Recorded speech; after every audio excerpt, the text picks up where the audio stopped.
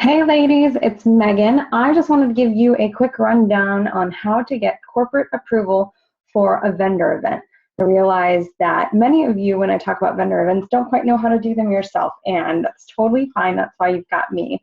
For larger events that I've had first right of refusal on for a few years now, I will go ahead and get corporate approval for those and let you know what shifts are available and how much they cost should you like to work them.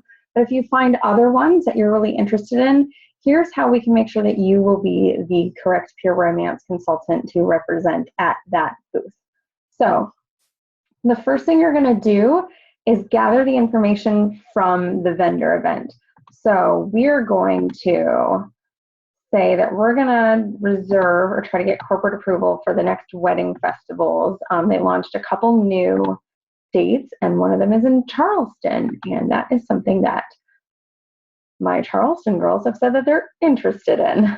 So we're going to go ahead and get that information from the Wedding Festival's website. So the first thing we're going to do is look for exhibitor opportunities or something similar. You might get an email about it, all that kind of fun stuff.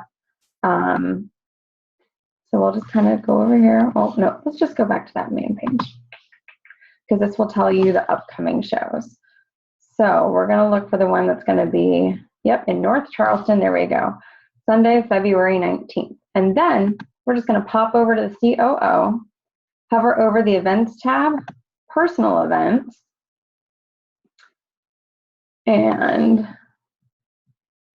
this will have all the events that you are currently approved for or ones that are pending that you can see a little bit down here. So those are still waiting on corporate approval.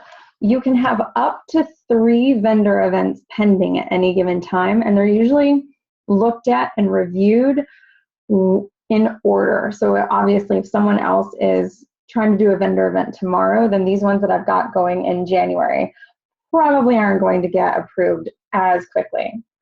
But I want to go ahead and get my name in the queue, make sure I get first right of refusal for these bad boys. And so we just fill out this event form at the bottom. So we're going to say it's wedding festivals. It is a bridal show. We're probably expecting anywhere to 500 to 1,000 people. Yep. There will be advertising. Yes, because I have first right of refusal. Now we need to get the show address. I don't know where that is. So let's see if we can find it on the more info. Maybe it'll give us an address. If not, Google is our friend. Oh, look, there it is. 5000 Coliseum Drive. I'm just going to go and copy and paste that sucker. North Charleston. What was the zip code for that? 29418. 29418. South Carolina. We know that it is Sunday, February 19th. It's a Sunday. Sunday. So 02192017. Let's throw some slashes in here to make it legit. 02192017. We're going to say it starts at 12 and it ends at 05. Now, if I already had arranged for other consultants to work it, I could enter their ID. I can also do that at a later date. If I have any documents that need to happen, I can add those. But now I'm just going to click that submit button, and it's gone through. So you can see here where it says new personal events cannot be submitted. You can only have 3 pending events at a time. Guess who has 3 pending events? It's me. So then you're just going to sit on your tuchus and wait.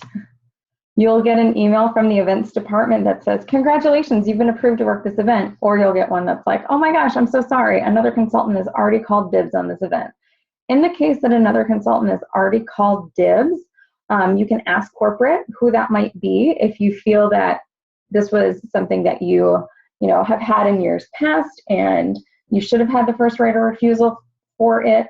You might be able to call them about it. I know that's happened a few times when the vendor, the people who are doing the show are just so excited to steal all your money that they're going to call 16 different pure romance consultants, basically give it to whoever gets them the money first.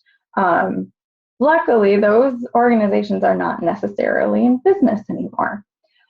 Just remember that when it comes to vendor events, you do get what you pay for. You want to make sure you know about what kind of advertising is provided, how many people they're expecting, what you're expected to do if you're supposed to be pushing it and advertising it as well. So just be on the lookout for that. So just because it's a cheap space doesn't necessarily mean it's going to get you the foot traffic that you're wanting. Sometimes these larger events can be helpful, which is why a lot of consultants break them down into more affordable shifts. So you might have to split some leads, but your foot is at least in the door.